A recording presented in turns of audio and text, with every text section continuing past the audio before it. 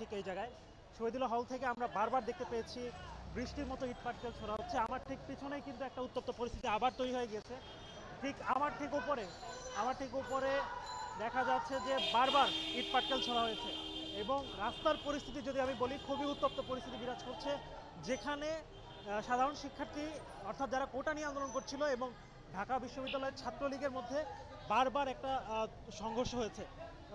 সূর্য সেন হল, শহীদুল্লাহ হল এবং পাশাপাশি বিজয় ৭১ হল সহ প্রতিটা হলেই কিন্তু এই ভাঙচুর চালানো হয়েছে।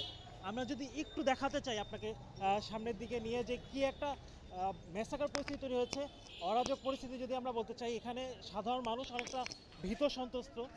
কারণ আপনারা নিশ্চয়ই দেখতে পাচ্ছেন যে ইট পাটকেলের পরিমাণটা কীরকম এবং বাংলাদেশ ছাত্রলীগের যে কর্মীরা আছে তারাও অনেক আহত হয়েছে, ওটা নিয়ে যারা আন্দোলন করেছে তারাও বহু হতাহত হয়েছে এবং ঠিক এই অপোজিট সাইডে কিন্তু কোটা নিয়ে যারা আন্দোলন করছিল অর্থাৎ যারা সাধারণ শিক্ষার্থী বলা হচ্ছে তারা কিন্তু অবস্থান করছে।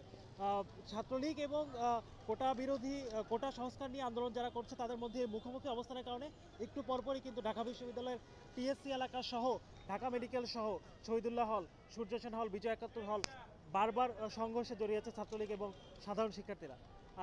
শেষ মুহূর্তে আমরা যেটা জানতে পেরেছি যে ঢাকা মেডিকেল কলেজে বহু হতাহত শিক্ষার্থী অলরেডি ভর্তি আছেন, যারা অনেকে আহত হয়েছেন, কেউ কেউ গুরুতরভাবে জখম।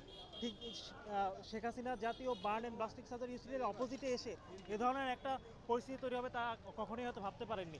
এবং আমরা খবর পেয়েছি এখানে বেশ কিছু ককটেল বিস্ফোরণ ঘটেছে। ঢাকা বিশ্ববিদ্যালয়ের ছাত্রলীগের কর্মীরা বারবার যেটা বলতে চেষ্টা করছেন, এখানে অবস্থান করছে মূলত শিবির এবং ছাত্রদলের নেতাকর্মীরা।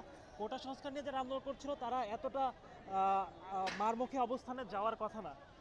বারবার যে আপনারা হয়তো দেখতে পাচ্ছেন যে একাধিকবার এই ইট পাটকেল ছোড়াছুড়ির বিষয়টি চলছে। আমরা কিন্তু এখানে এখন পর্যন্ত আইন শৃঙ্খলা পরিস্থিতির কোনো শুধুমাত্র অবনতি হচ্ছে, উন্নতি কিন্তু হচ্ছে না। এবং আমাদের সামনেও কিন্তু বারবার এসে ইট পাটকেলের কণাগুলো পড়ছে, যে কারণে আমরা পিছিয়ে আসতে বাধ্য হচ্ছি।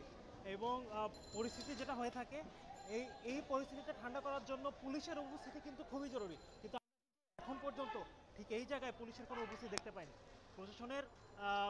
প্রশাসনের এখানে হস্তক্ষেপ করাটা অতীব জরুরি, কারণ সময় যত গড়াচ্ছে এই আন্দোলন বা এই মারমুখী পরিস্থিতি কিন্তু দিন দিন সময় সময় তীব্রতর হচ্ছে।